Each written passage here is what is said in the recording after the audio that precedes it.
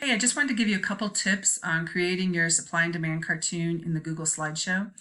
When you have your frames right here, you can go to Tools up top, then you can click on Explore, and then it'll do a search for you. And I'm going to type in burger restaurants, assuming I can spell.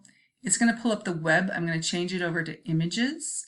After I change it to images, I'm going to put in cartoon, because I want it for a cartoon. So then I'm going to find one I like, and I happen to like Bob's Burgers. So I'm going to hit on the plus right here, and it's going to put it into my Google Slideshow.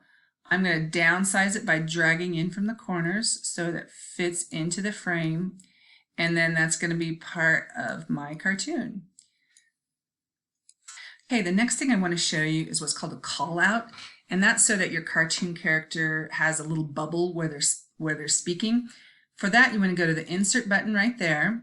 You next want to go to Shape, and then you go to Call Out. And then you can click on whatever shape you happen to like most. I'm going to use this one right here, and I draw it kind of from his mouth right there. And then I can type in this and have him say something.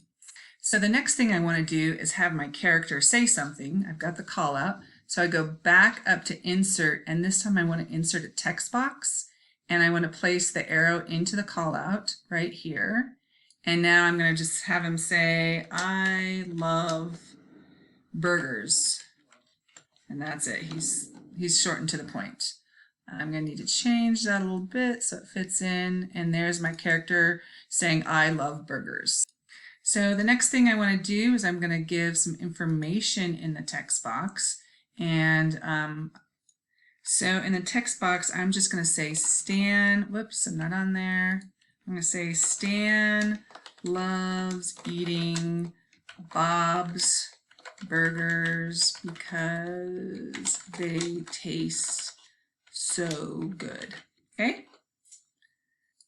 So in the second cartoon frame, I just typed in, to celebrate Bob's Burgers grand reopening, the restaurant offered consumers buy one burger, get one burger free. And then in the last frame, and this is a change in price. So notice for demand and supply, you have to show one, that's movement along the curve. The curve is not shifting left or right, it's a change in price. And so you need to explain that on your slide to get full credit. Okay, so here's my finished cartoon. I've got 3 different pictures and 3 different slides. I explain what's going on in the picture.